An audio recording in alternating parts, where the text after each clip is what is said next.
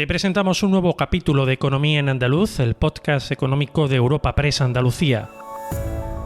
Cada 2 semanas, en un breve espacio de 10 minutos, te ofrecemos un resumen de las noticias más destacadas de nuestra redacción, centradas en las 8 provincias andaluzas y en el estado actual de la economía en Andalucía.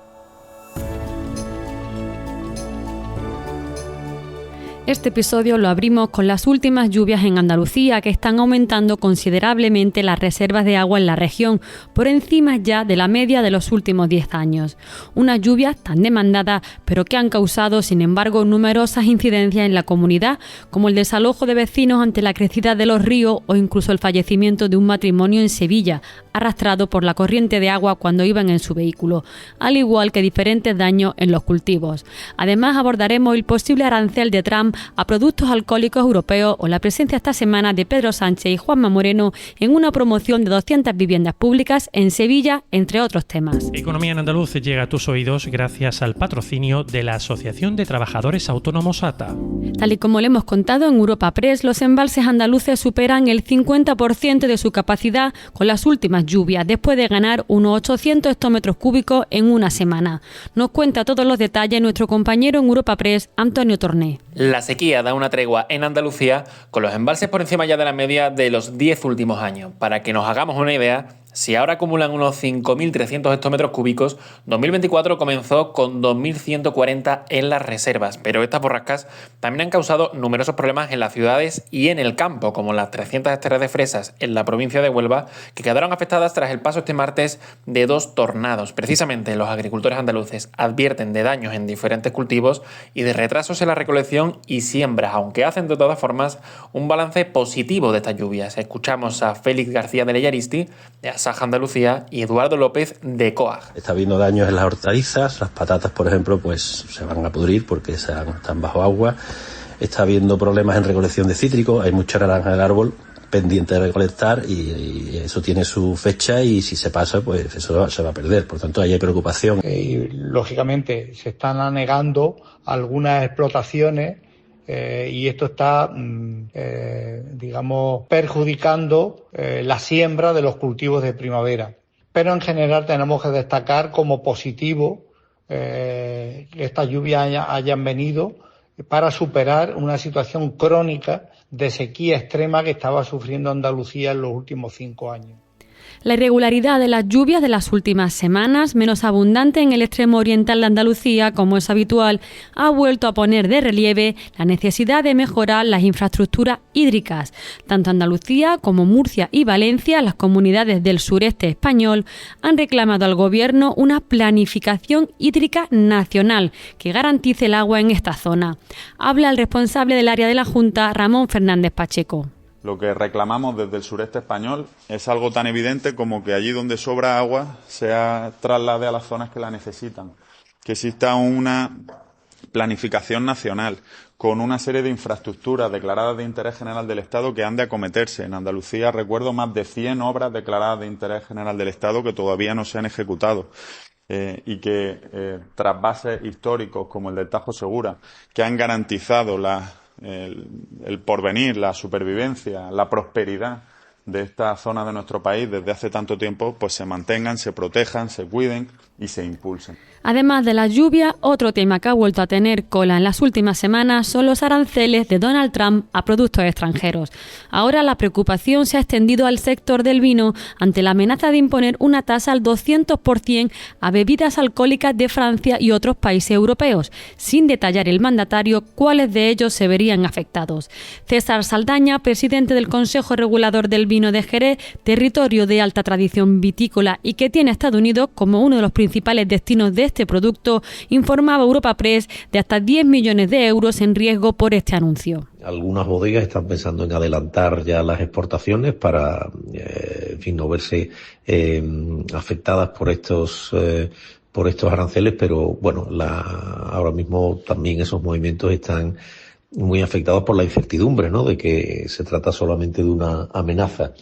En este contexto, pensamos que lo importante es que la Unión Europea no responda con más amenazas, sino que de alguna forma se trate de rebajar un poco la tensión y de enfriar esta espiral de amenazas mutuas para que sea el comercio, el libre comercio el que de alguna forma impere en nuestras relaciones con Estados Unidos y no la política de bloques que se pretende imponer. El mismo día que Trump amenazaba con esta tasa al alcohol europeo, la Junta reconocía la necesidad de recalcular un poco las previsiones de crecimiento como resultado de los distintos aranceles que ha venido anunciando Estados Unidos.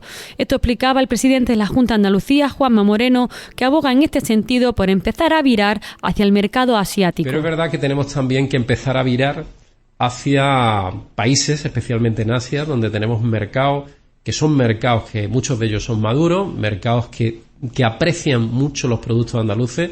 Y estoy pensando en Japón, estoy pensando en China, estoy pensando en otros países donde nosotros desde Andalucía hemos abierto unas buenas relaciones institucionales que están generando una inercia que puede ser positiva. Estamos ya trabajando en una acción comercial en Japón, especialmente porque se nos está cerrando algunos productos en Estados Unidos y podemos orientarlos hacia un país donde tiene un nivel de renta media, como todo el mundo sabe, bastante alto. Otro de los temas de relevancia de este podcast son los datos del IPC respecto al mes de febrero. Según los datos publicados por el INE, Andalucía ha registrado una subida del 3%, 2 décimas más respecto al mes anterior. Por su lado, los sindicatos han señalado que esta subida supone la pérdida del poder adquisitivo de los trabajadores en la comunidad. Así han insistido al gobierno andaluz en la necesidad de subir los salarios, además de establecer otras medidas para hacer frente a esta subida de los precios. Escuchamos a Yolanda Carrasco, de Comisiones Obreras, y a Clara de la Colina, de UGT. El empresariado andaluz no está dispuesto a reducir sus márgenes de beneficio, tampoco está dispuesto a incrementar los salarios suficientemente para la recuperación del poder adquisitivo de las personas trabajadoras. Y por último, que el gobierno andaluz no está poniendo en marcha políticas suficientes que frenen el avance del riesgo de pobreza y de exclusión que está sufriendo las familias andaluzas. En los datos de este IPC de este mes hemos visto cómo en Andalucía crece el IPC por encima de la media de España. 2025 tiene que ser el año de la recuperación plena de los derechos laborales perdidos, así como de la consolidación de nuevos derechos socioeconómicos. Creemos que es el momento de que los buenos datos empresariales lleguen a la fuerza trabajadora que los genera, con subidas salariales que permitan recuperar calidad de vida y también con una reducción de la jornada laboral. Otra de las noticias de los últimos días ha sido la visita del presidente del Gobierno, Pedro Sánchez, y el dirigente andaluz, Juanma Moreno, al barrio sevillano de Torreblanca, donde han protagonizado la entrega simbólica de 218 viviendas asequibles en una promoción conocida como Hacienda del Rosario. En el acto, Moreno ha vuelto a apostar por la necesidad de poner todo el suelo a disposición de los promotores de vivienda, tras subrayar que hay un problema de oferta y demanda que está generalizado. Por su parte, Sánchez ha afirmado que la ley de vivienda impulsada por el Gobierno está funcionando y ha pedido a todas las administraciones públicas que la apliquen. Escuchamos al presidente del Gobierno.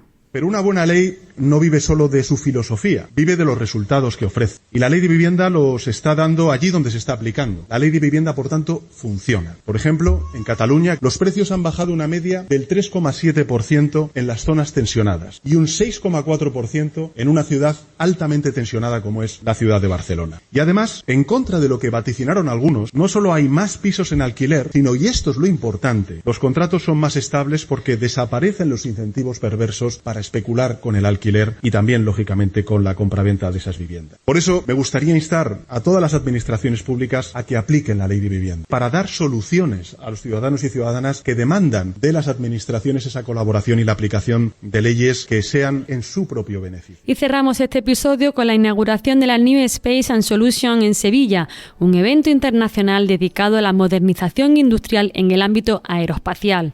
Durante el acto, la Junta ha recalcado su compromiso con el sector, que dispondrá en 2025 de más de 120 millones de euros a través de distintos programas de ayudas públicas y de actuaciones para consolidar Andalucía como región aeroespacial de referencia.